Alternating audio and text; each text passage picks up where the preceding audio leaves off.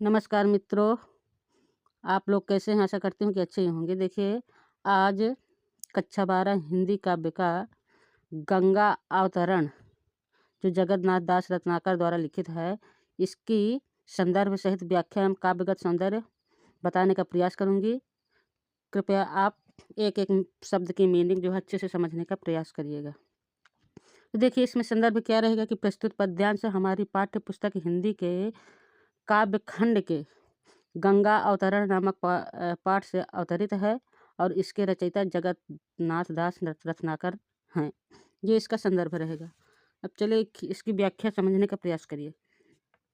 क्या है कि निकष कमंडल तय उमंडी नभ मंडल खंडति धाई धार अपार बेग सौ वायु विखंडति भयो घोर अति शब्द धमक सौ त्रिभुवन तरजे महामेघ मिल मनहु एक संग ही सब गर्जे।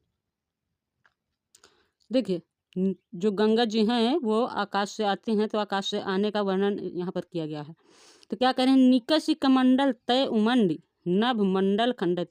निकष माने निकल रही हैं, कमंडल यानी कमंडल, तय यानी से, उमंड यानी उमड़ करके, नभ यानी आकाश, नभ मंडल यानी आकाश मंडल से खंडती खंडित करते हुए, यानी गंगा जी जो हैं कमंडल से निकलती हैं, यानी उमड़ती हुई निकलती हैं आकाश मंडल को खंडित करती हुई, यानी आकाश गंगा जो हैं वो कमंडल से उमड़ती हुई आकाश मंडल को खंडित करते हुए निकल रही हैं। धाई धार अपार बेग सौ वायु विहंडत।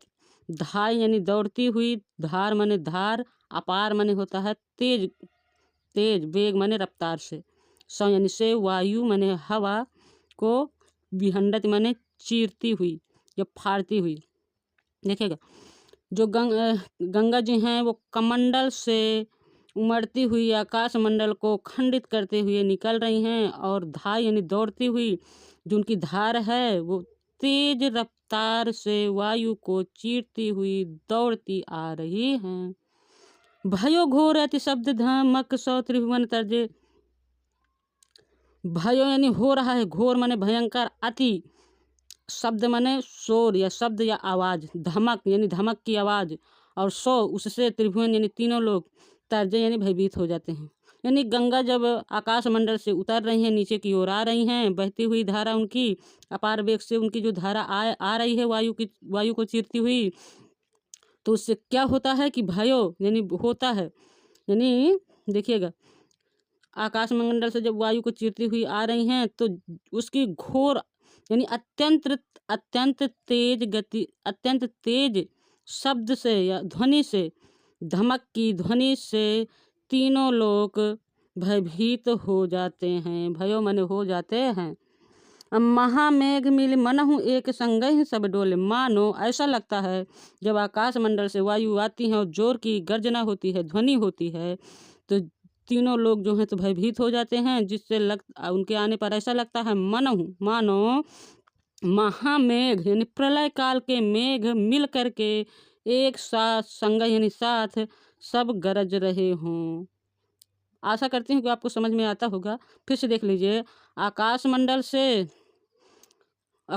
में जब कमंडल से उमड़ती हुई गंगा आकाश मंडल को खंडित करते हुए निकलती हैं, तो अपने तेज रफ्तार से वायु को चीरती हुई उनकी धारा जो हैं, धार यानी दौड़ कर आ रही हैं, धार यानी निकल रही हैं, बह रही हैं, और जिसके कारण क्या होता है कि अत्यधिक शोर या ध्वनि, धमाके की अत्यधिक ध्वनि उत्पन्न होती है, जिसको सुनकर तीनों लोग भयभीत हो जाते हैं।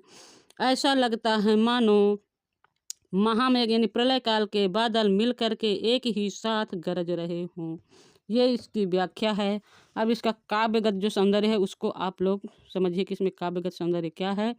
तो इसमें काव्यगत सौंदर्य है कि वो भाषा जो है तो ब्रज है, शैली मुक्तक है, छंद रोला है, और अलंकार इसमें उत्प्रेक्षा, रूपक, अनुप्रास अलंकार हैं। गुण है इसमें प्रसाद। आशा करती हूँ कि आप लोगों को समझ में आ गया होगा। अब देखिए आगे की पंक्ति में जो है उसको पढ़ते हैं और समझते हैं आगे की पंक्ति में क्या दिया हुआ है। पद नंबर 2 में क्या है उसको भी इसमें तमाम पता नहीं पेन से लिख दिया है। किताब जो है स्कूल की है, बच्चियों की। क्या कह रहे हैं कि निज दरेर सौ पौन पटन फारती फहरावती असुरपुर के अति सघन घोर घन घस घरी गहरावती चली धार धुंधकारी धरा दिशि काटति कावा असगर सुतन के पाप ताप पर बोलती धावा।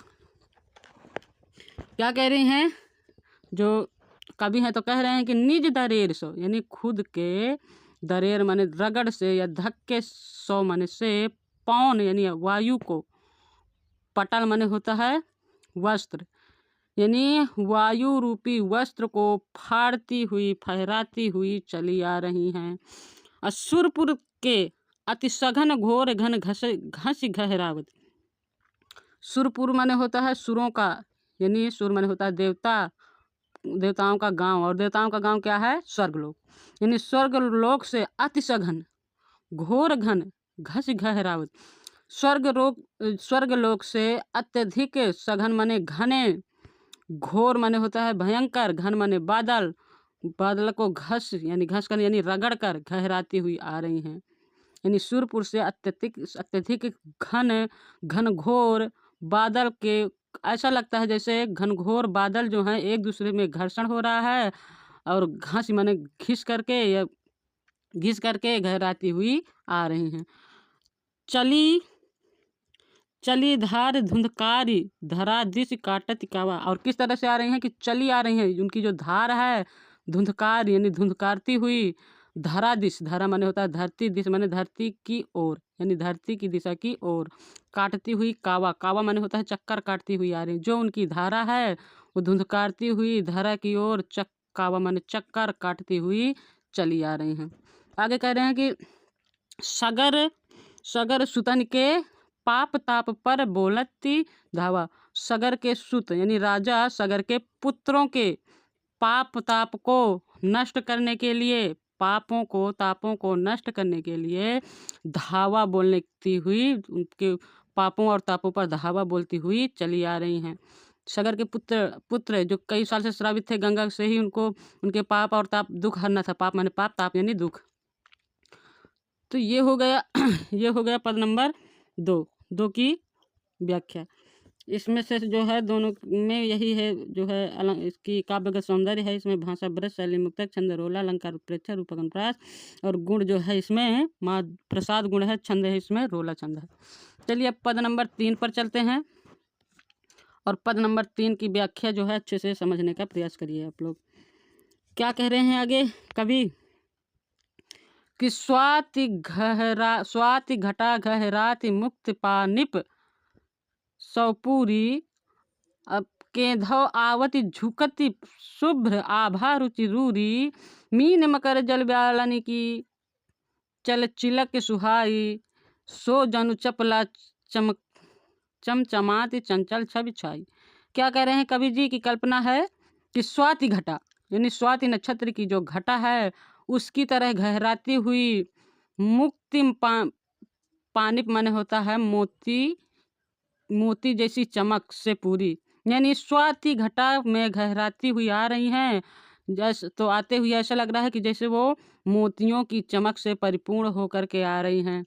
केंद्र या तो फिर ऐसा लगता है या ऐसा लग रहा है कि आवती झुकती शुभ्र आभा रुचि रूरी, या तो ऐसा लग रहा है कि आवत यानी झुकती हुई आ रही, शुभ्र माने सफ़ेद, आभा वाली, रुचि माने रुचि, आभा वाली, रुचि रूरी यानी इस तरह से यानी सुंदर आभा वाली जो हैं झुक यानी जो उनकी गंगा की जो धाराएं हैं वो सफ़ेद कलर की धाराएं दिख रही हैं। नदी की जो धारा होती है वो सफ़ेद कलर में दिखाई दे रही है, जो जल का जो बहाव होता है उसकी सफ़ेद धारा दिखाई देती है।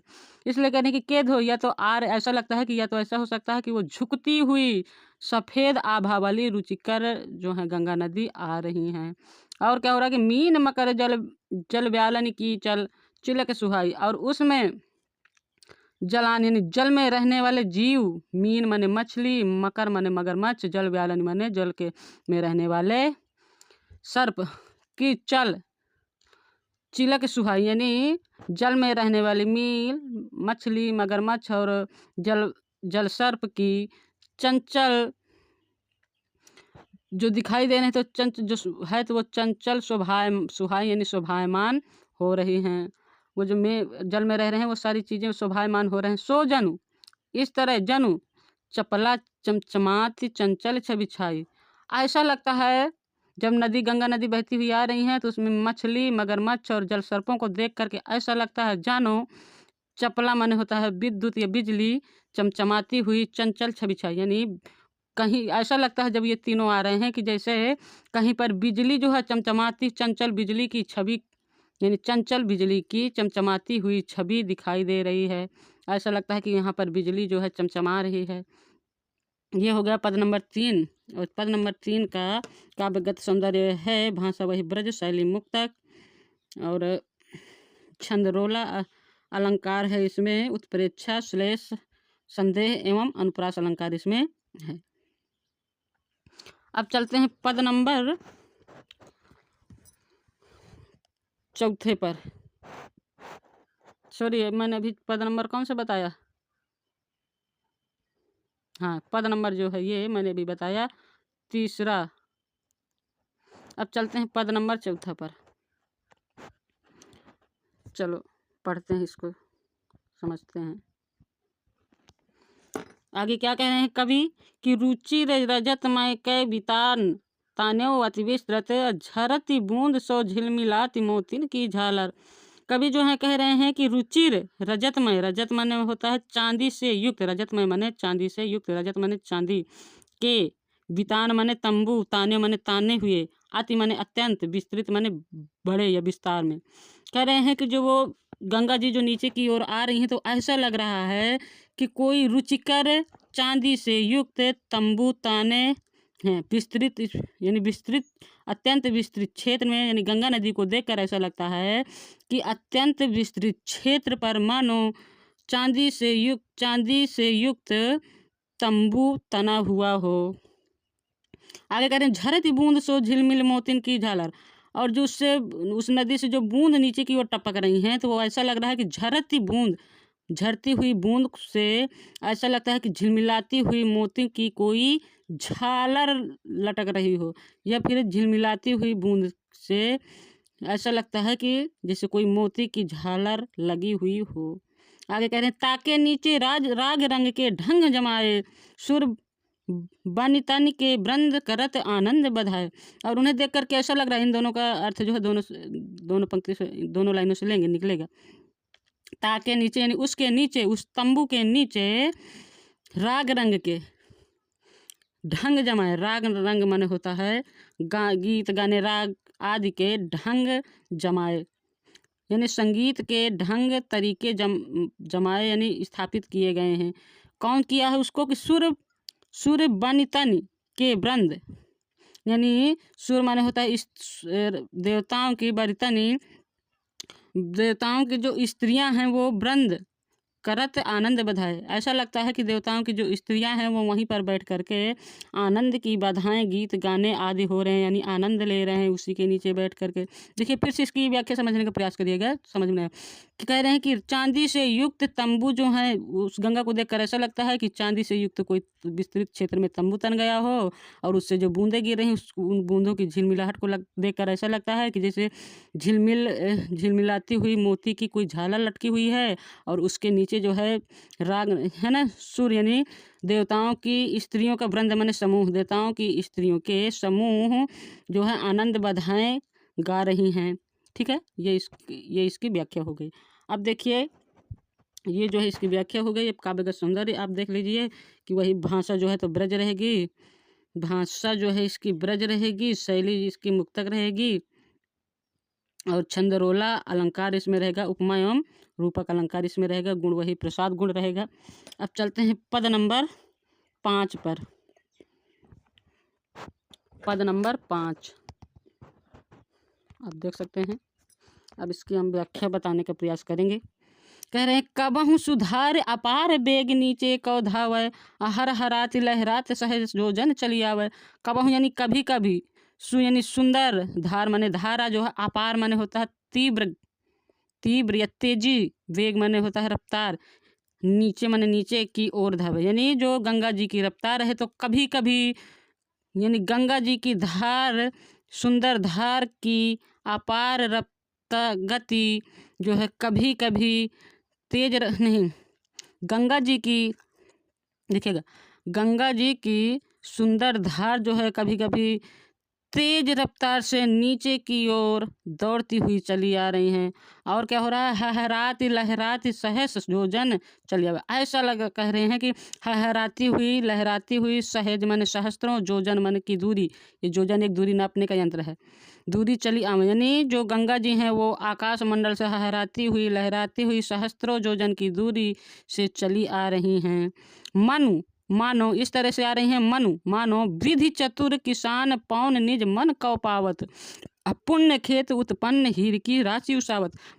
वो जब गंगा नदी नीचे की ओर आ रही है लहराती लहराती हुई, तो उनको देख करके ऐसा लगता है कि मानो विधि माने होता है ब्रह्मा, चतुर किसान यानी ब्रह्मा रूपी चतुर किसान, निज यानी स्वयं के मन के अनुकूल, हवा को पौन माने हवा को पावत यानी पा करके, पुण्य खेत उत्पन्न, पुण्य रूपी खेत से उत्पन्न हीरा की राशि उसावत, उसा रहा, उसावत माने राशि माने होता है जैसे गेहूँ अनाज, किसान होता है ना कि जब कभी कभार पंखा आदि नहीं होता, लाइट की व्यवस्था नहीं होती, तो जब प्राकृतिक प्रदत्त हवा चलती है तो उसको उस हवा से जो है किसान है ना, पंखा वगैरह नहीं होता है तो उस हवा में जब देखता है कि हाँ हवा बढ़िया चल रही है, इसमें अनाज ओस जाएगा, ओसा जाएगा, ओसाना यानी क्या होता है कि भूसा अलग करना और अनाज अलग कर लेना, राशि बोलते हैं, अनाज के ढेर को राशि बोलते हैं।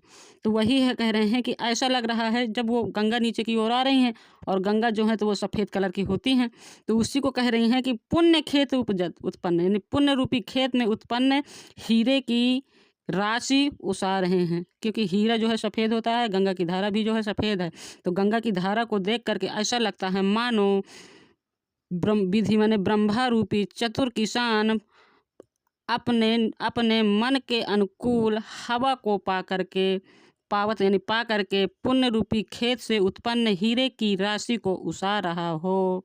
आशा करती हूँ कि समझ में आया होगा कि शब्द शक्ति है। देखिए दोस्तों, मैंने ये हो गया इसका गंगा अवतरण का पार्ट 1। अब आगे की व्याख्या जो है पार्ट 2 में देखेंगे। आपको कैसा लगा? अगर अच्छा लगा तो लाइक और सब्सक्राइब और कमेंट करके अपनी राय जरूर दीजिए। नमस्कार।